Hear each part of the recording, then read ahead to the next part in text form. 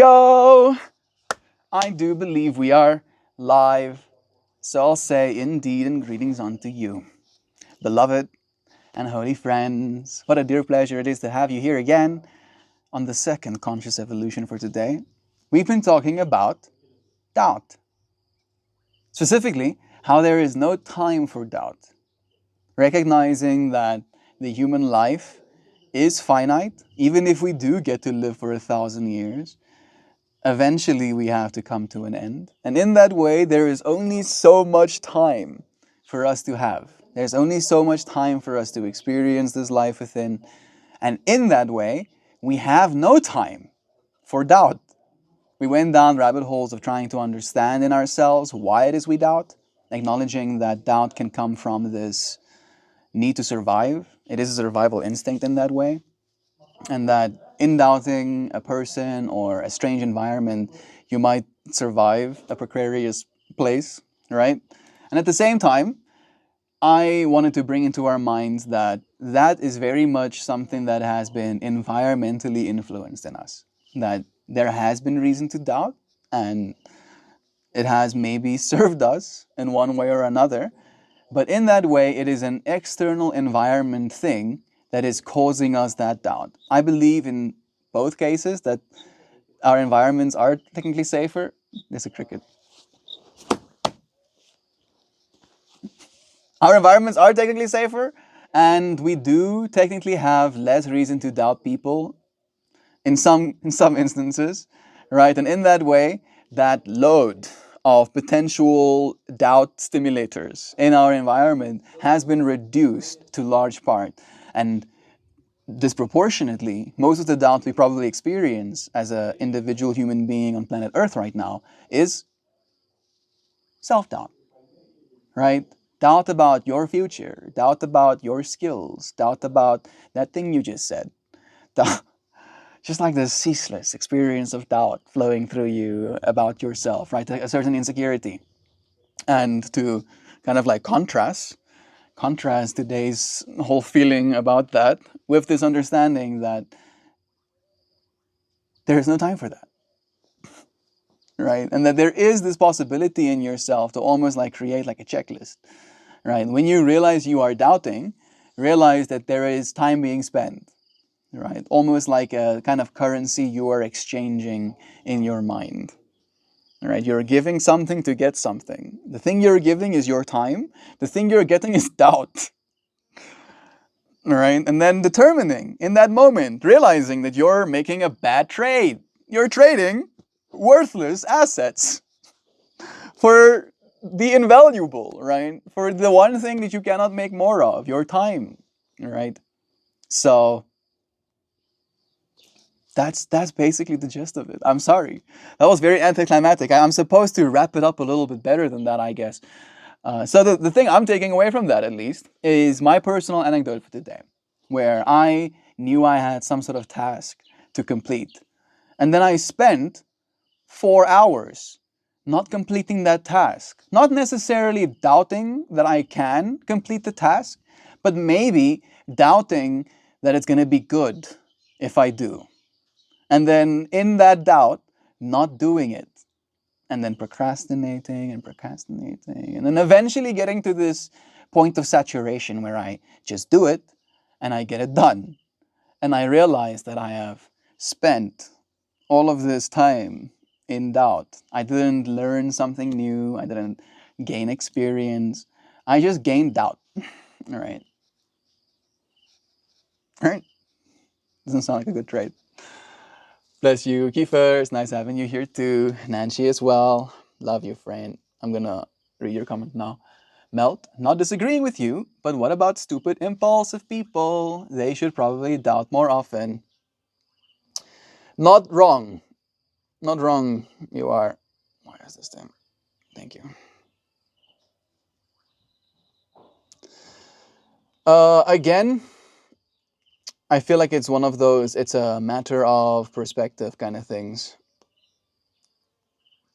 Right? Because no matter how smart we believe ourselves to be, love you too, Kiefer. No matter how smart we believe ourselves to be, in the grand scheme of things, we are also the stupid people. All right. And I usually, when people say stuff like that, Nancy, I almost like purposefully take this position of, how dare you? No, I'm not. But, but we're embellishing this part of ourselves and kind of like thinking about it from the perspective of known knowns, known unknowns, and unknown unknowns. Right? Maybe stupidity is like a word that we use harshly to kind of, not, it's not just being unintellectual, right? It's not thinking. Like, you have the capacity to think, but you don't, and that's why you're stupid, right? Maybe that's what stupid is, and in that way, all of us are still stupid because there is an infinite amount of capacity for us to think, and then we don't, or, and that's today's stream topic, and we can roll it right back into that. We have this infinite capacity to think, and then we doubt ourselves. Isn't that, I want to say the word poetic, but I don't think poetic is right. What's the opposite of poetic? That's crap. Yeah, perfect. Nice as some crap. Using this potential, this infinity that is your human mind, that is your imagination, that is your creativity, that is your hopes and dreams, that is the other people that have inspired your soul, that is the things that light your heart up with hope. And then you're like, I'm going to use all of this, and then I'm going to doubt myself. Yeah. And the joke is, right? Maybe it's not a joke. Maybe it's sad reality in some ways as well, is that we also have parts of ourselves that give us reason to potentially doubt that self. Right? And I feel in that way, it's up to every single one of us to give ourselves enough instances, show ourselves enough reasons to stop doubting ourselves. Maybe. Right? Maybe that is the approach we're supposed to take. We may be complete experts on the topic yet, but completely ignorant on another. Yeah. In that way, we almost have to be. Right? It is impossible for us to hold all human knowledge simultaneously. The capacity to think, but you don't. That makes sense. I've never articulated stupidity like that, but I feel that's probably as close to what stupidity is, that I've ever been able to verbalize. You can think, but you don't. And that's why you're stupid. Feels like a very succinct insult as well. What am I thinking about?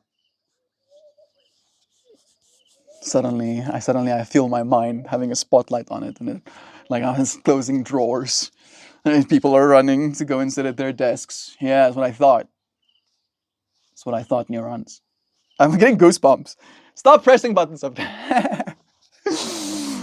Suddenly they're like pressing buttons. I'm neurochemicaling actually, Mel. I'm getting more goosebumps. Can you see that? Oh, that's strange. Stupid is a choice. Yeah, I think maybe it is, right? Because I don't think stupid is like, I know stupid people that are very intelligent, right? They might have high IQ, but they're pretty stupid.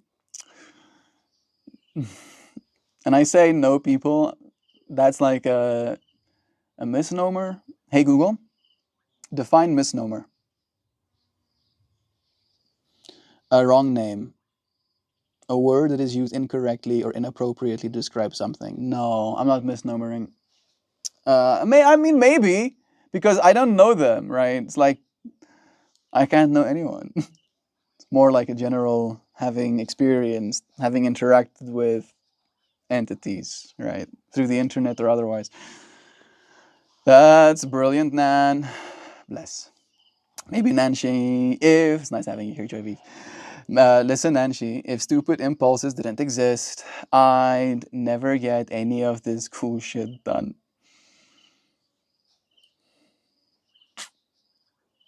Yeah. Maybe. I don't really think it's stupidity though. Like I don't consider you a stupid person, right? You might have made decisions that have failed in your life, like all of us have, but that hasn't made us stupid. Because again, in order to make those decisions that failed, you had to think for yourself, right? And maybe you made mistakes in that thinking for yourself, and that's okay. That doesn't make you stupid. Because again, stupid is not thinking for yourself. Boom. Get unstupided, doctor. Live your life not stupid, bro. Boom. Go forth and walk. Melt. You obviously do, but I wonder how many people really take time to just sit and think deeply about things. Thank you, Nancy. I'll take that as a compliment right off the bat. I don't know. I think it's not very comfortable doing so. I don't actually like it.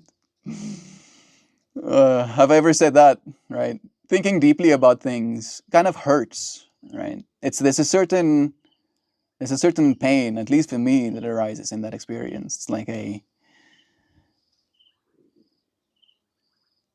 almost like a cleaning of the wound, right? It's like washing your brain with metaphorical steel wool. That's what deep thinking is like, right? But in that way as well, in that case, let's say your brain is very resilient after you wash it with metaphorical steel wool. It grows back stronger and more resilient, more capable of dealing with the intricacies of mind and having an opinion of self and thinking critically about what's going on. Because you spent a lot of time already doing that. So I think it is one of those things. It's like exercise, right? How many people exercise? How many people practice drawing if they want to be an artist? How many people, right? And in that way, there's nothing special about those people other than the fact that they're just showing up every single day. That cricket is like, sorry, Kitty. Kitty got super startled. I think I missed a few. There we go. Duck, yeah, I think that inclination also comes into play with artistic endeavors. Again, I wouldn't think that's stupid.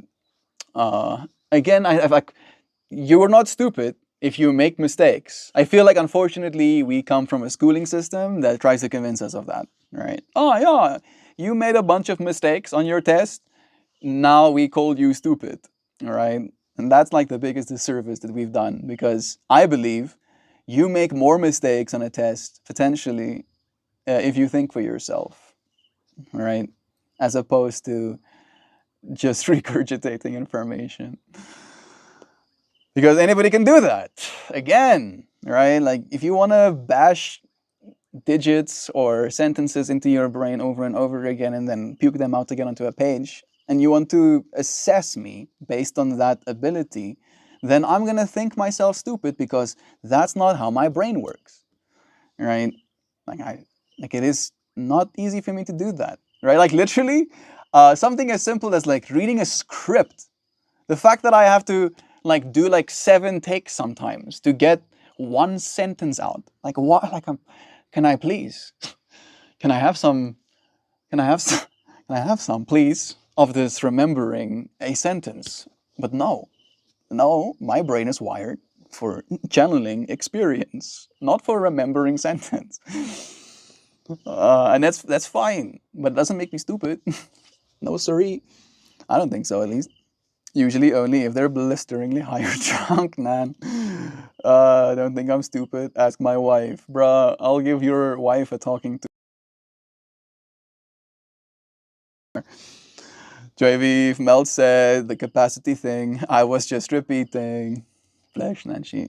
I have no problem with you taking all credit, right? You were the one that typed it into the text window for JV to read, right? And in me saying it, it might go in one ear and out the other ear, and you might not even have a moment to appreciate it. So you typing it out gave Joy V the capacity to appreciate it, and you're the one who appreciated it enough to type it out. So boom, boom. Thanks goes to you too, Nancy. Mm-hmm. Joy V plays again. There's a lot of people a bit popping around who choose not to be receptive to all of this information. The mark of an intelligent mind is the ability to entertain ideas without necessarily accepting them as truths. Yeah. There's a fly that just walked over the camera. That is one of my favorite quotes. I believe that is a Seneca quote. Let's see, just to make sure. Did Seneca say it is the mark of an intelligent mind to hold ideas without considering them to be true?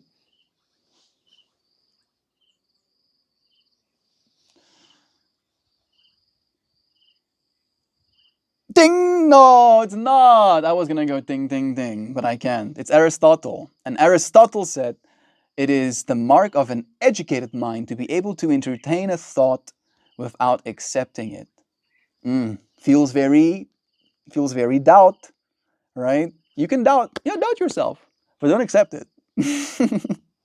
Entertain that thought, be like, oh wow, this is what doubting myself looks like. And then you're like, but no, actually, my battery is on 5%. We don't have much time left, but we're gonna like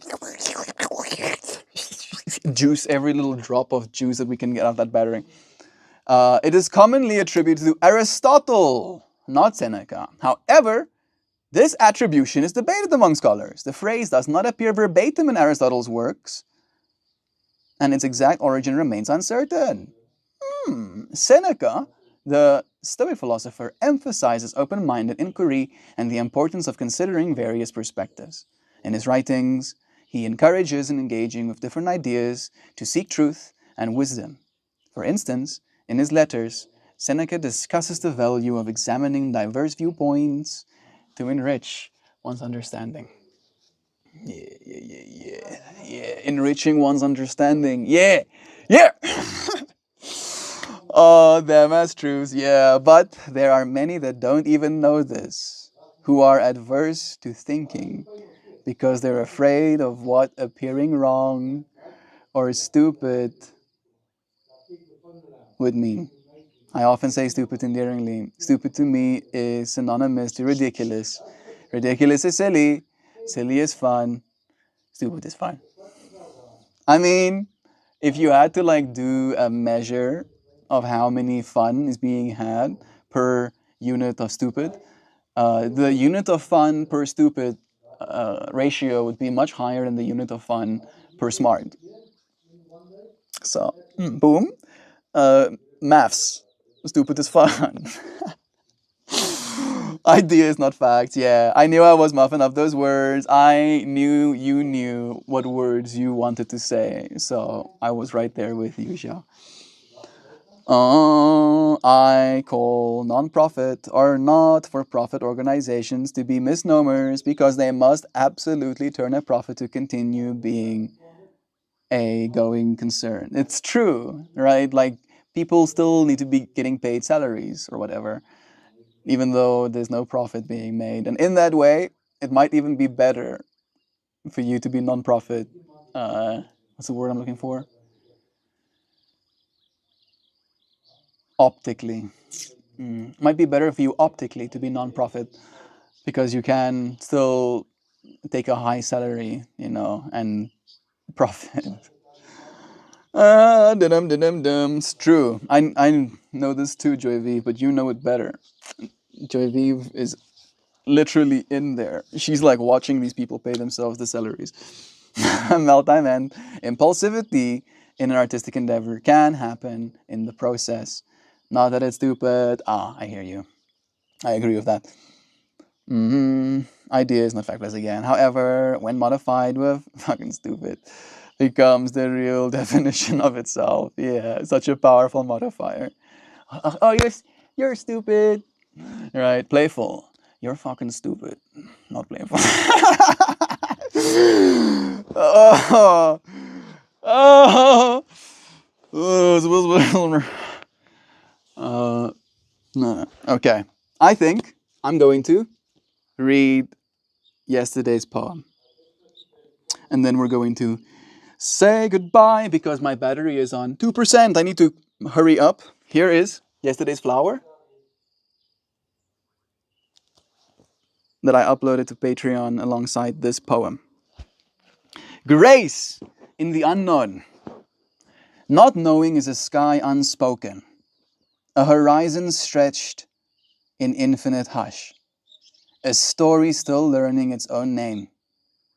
We chase it, don't we? Grasping at tomorrow's fragile silk, weaving threads of certainty into patterns the world won't wear. But what if the gift is the quiet, the unwritten map, the echo of time unmeasured, a question that never rushes to answer? The stars don't demand your certainty, nor does the sea wait for your command. They move, they breathe, and so will you. A rhythm, a pulse, a becoming.